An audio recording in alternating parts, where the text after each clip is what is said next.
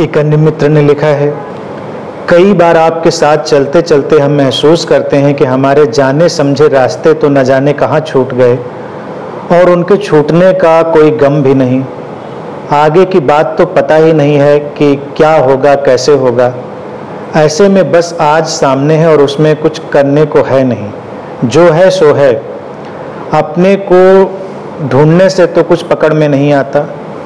हम हैं तो, पर होते हुए भी एक अजीब सा विरोधाभासी प्रश्न आता है कि हम हैं भी कि नहीं। कुछ समाधान करें।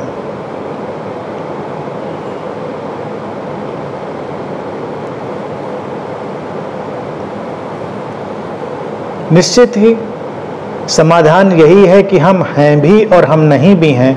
इस बात को देख लेना, इस गुत्थी को देख लेना, या इस कोआन को, इस पजल को, ज़ेन दर्शन में, ज़ेन फिलॉसफी में ऐसी बातों को कोआन कहते हैं। यानी कोआन एक पजल है, एक गुत्थी है उलझाने की। हम हैं भी और नहीं भी हैं। सभी की हालत यही है। हम एक चीज पर ज़्यादा फोकस हो जाते हैं और जीवन मुश्किल में पड़ जाता है।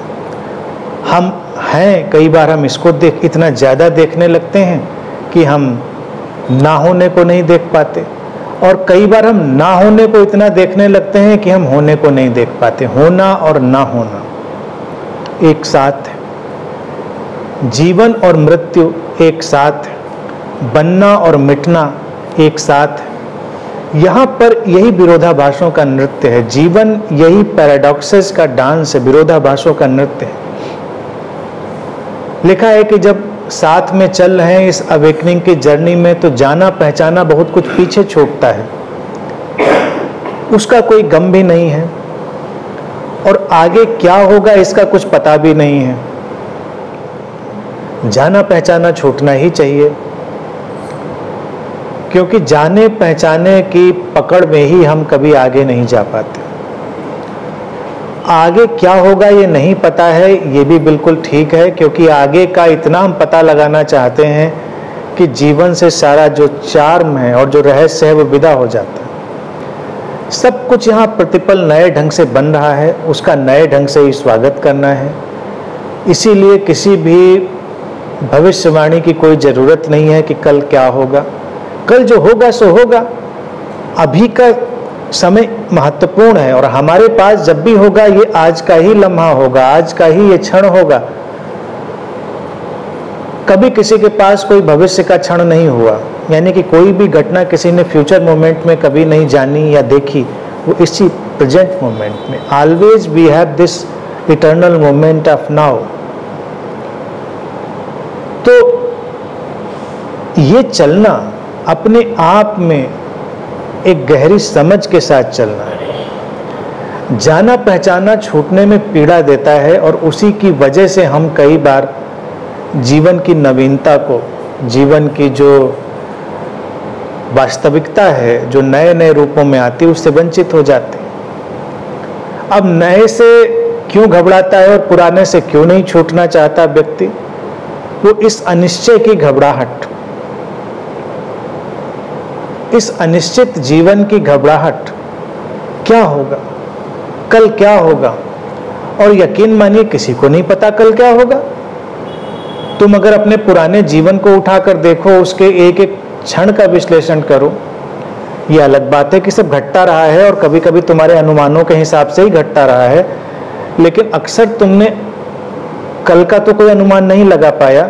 तमाम ऐसे परिवर्तन हुए, अच्छे और बुरे भी, कैसे भी, जब तुम आश्चर्यचकित रह गए कि ये तो तुम्हारी योजना का हिस्सा नहीं था बिल्कुल भी, और अचानक कोई परिवर्तन आ खड़ा हुआ। लेकिन फिर सब चीजें संभली, फिर सब चला, फिर जीवन एक नई लय में उठा, फिर एक नई रिद्म पैदा हुई, फिर एक नया सारा व्यवस्था का संचार हुआ और पुराना पीछे छूटता गया। लोग आते हैं, छूटते हैं, मिलते हैं, बिछड़ते हैं, जन्म होता है, मृत्यु होती है, तमाम चीजें आती और जाती हैं। उस क्षण में जो होता है वो हमको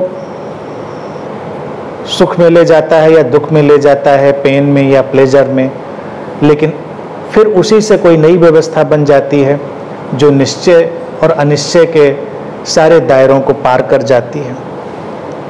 तो ये जीवन है, इसको अगर हम ऐसे देखें तो हम इस घबराहट को छोड़ सकते हैं और तब हम अपने जाने पहचाने पर पकड़ बनाने से मुक्त हो सकते हैं। अगर हम अपने जन्म को ही देख लें, अगर हम अपने जन्म को ही एक बार देखें तो कितना अनिश्चय है, कितनी अनिश्चितता में छलांग है। अचानक आप किसी माँ बाप के माध्यम से इस संसार में आ गए, कुछ पता ही नहीं था क्या होने वाला है, कौन लोग हैं ये, क्या है, संभालेंगे नहीं संभालेंगे, खाना पानी मिलेगा कि नहीं मिलेगा, माहौल में ऑक्सीजन होगी कि नहीं होगी, तमाम चिंताएं हो सकती हैं। लेकिन कुदरत ने उस समय के लिए हमारे मन में सब विचार नहीं डालें, तो हम उस समय नहीं सोचते, हम आराम से चलते रहते हैं, व्यवस्थाएं बनती रहती हैं, जीवन अपने ढर्रे पर आगे बढ़ता रहता है, हर पल नया होता हुआ।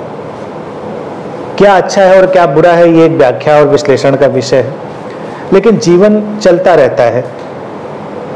जब हमको ये ख्याल आना शुरू होता है कि कल क्या होगा, तो सारी उलझन इकट्ठी होती। फिर मुझे लगता है कुछ जाना पहचाना बचा लेना चाहिए, जाना पहचाना ज्ञान बचा लिया जाए, जाने पहचाने संबंध बचा लिए जाएं, जानी पहचानी धारणाएं बचा ली जाएं, तो सब इसी में लगे हुए हैं। संगठित धर्मों की समस्या क्या है, आप देखिए, वो हमको जानी पहचानी धारणाएं दे रहे हैं।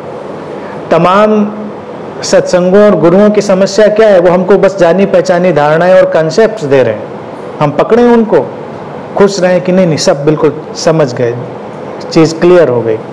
अब क्लियर क्या होता है आपके जीवन में, आप देखिए, जब आप कहते हैं नहीं सब क्लियर हो गया, तो आप किसी धारणा को बिठा चुके होते हैं, फिक्स कर चुके होते हैं कि हाँ आप क्लियर।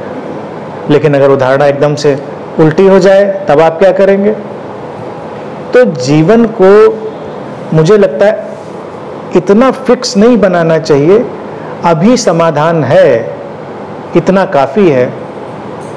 कल वो किस करवट जाएगा हम नहीं जानते, लेकिन इतना जरूर जानते हैं कि जीवन अपनी लय, अपनी व्यवस्था, अपना अंतर संबंध या कहें अपनी सुव्यवस्था, अपना जो राइट अरेंजमेंट है वो जरूर रखेगा, वो रखता ही है, उसके बिना जीवन होता ही नहीं। तो इस बात को अगर हम अपने अंदर बिठा ले तो फिर क्या परेशानी है, क्या चिंता है? तो जीवन राइट अरेंजमेंट्स करेगा, सम्यक व्यवस्थाएं करेगा, आप पुराने से बिल्कुल ग्रस्त ना हो। और पुराने से ग्रस्त हो जाएंगे तो नई बात भी नहीं समझ में आती, इसीलिए किसी को नई बात समझाना कठिन क्यों होता है, क्योंकि पुरानी वो छोड़ना नहीं चाहता, जबकि हम रोज उसी में जीते हैं। अगर हम रोज भोजन भी करते हैं तो रोज भोजन नया है, पुराना भोजन भी हम रोज नहीं कर सकते। और पुराना जाता है, अपना काम करता है, विदा हो जाता है, शरीर से डिसअपियर हो जाता है, और उसमें वेस्ट मटेरियल भी होता है और जो एसेंशियल मटेरियल होता है वो दोनों होता है हर खाने में। यानी कि अगर हम कोई भी व्यवस्था और कॉन्सेप्ट अपने अंदर डालेंगे तो हमेशा ध्यान रखें, वेस्ट मटेरियल भी उसका होगा और एसेंशियल मटेरियल भी होगा। लेकिन आज तक किसी के अंदर से जो धार्मिक और समझ की मान्यताएं, उनसे वेस्ट मटेरियल तो निकलता नहीं।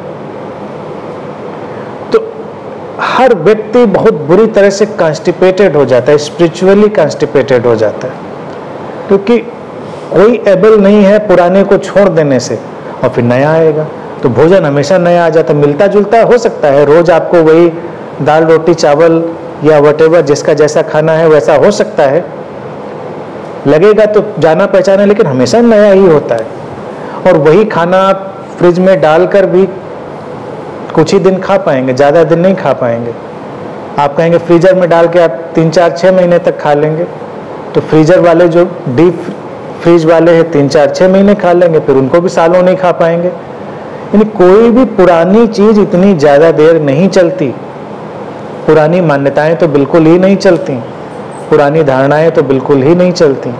नया तो एक सीकर जीवन के प्रति इसी तरह खुला होता है, हमेशा नए की तरह। जीवन कुछ लाएगा नया, और नए का वो सम्मान करेगा, और जब नए के प्रति खुलेगा तो वो खिलेगा। आप यकीन मानिए, प्रकृति की ओर अगर निगाह दौड़ाएं तो वहाँ ऐसा क्यों होता है कि हर जगह खिलावट दिखती है हमको, क्योंकि कोई भी प्रकृति की प्रक्रिया पुराने पर पकड़ नहीं बनाती। अगर पत्ते गिरते हैं तो वो गिरते हैं, पेड़ उनसे कोई राग नहीं पालता, तो नई कोपले भी आ जाती, नया रस भी दौड़ता है।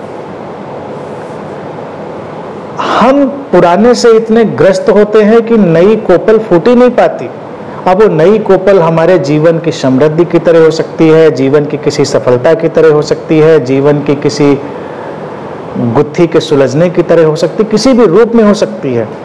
अगर व्यक्ति उस नेचुरल वे में जिए, प्राकृतिक ढंग से, तो उसके जीवन में किसी भी किस्म का अटकाव नहीं होगा। वो अटकाव तो कहीं धारणा के तल पर है, विचार के तल पर है, क्योंकि हमने कहीं ना कहीं कोई मान्यता अटका रखी कि नहीं नहीं ये सही नहीं, ये ऐसे नहीं करेंगे। धन के प्रति तो उसकी मान्यताएं अटकी हैं, संबंधों के प्रति तो उसकी पुरानी मान्यताएं अटकी हैं, जीवन की व्यवस्थाएं हैं उनके प्रति उसकी जो पुरानी मान्यताएं हैं वो अटकी हैं। पुरानी मान्यता हमको उलझा देती है। तो सब मान्यताएं अगर हम गिराए और नए ढंग से देखें तो किसी भी तल पर कोई भी रुकावट होने की गुंजाइश नहीं है। और स्पिरिचुअल अवेकनिंग का अर्थ ही यही है कि हम हर तल पर उस खिलावट को, फ्लावरिंग को अनुभव करते हैं। बस हमको हर बार ये जरूर देखना है कि कहाँ कुछ अटका हुआ है। अगर ये पानी नहीं बह रहा है तो एक बार सर्वे करें, टहलें, घूमें, देखें अपने अंतर जगत में कहाँ अटकाव पैदा है, कहाँ हमने पुराने को एक ईंट या पत्थर की तरह डाल रखा है, उसको हटाएं और फिर जीवन का बहाव शुरू होगा। और ये स्पिरिचुअल जर्नी बस ऐसी है नदी की तरह बहते चले जाने की। उसमें धन भी है और उसमें ध्यान भी है, उसमें दैहिक, दैविक, भौतिक जितनी बातें करी जाती हैं वो सारी शामिल हैं। ऐसा कोई एकांगी या वन डायमेंशनल नहीं है, it is always multi dimensional.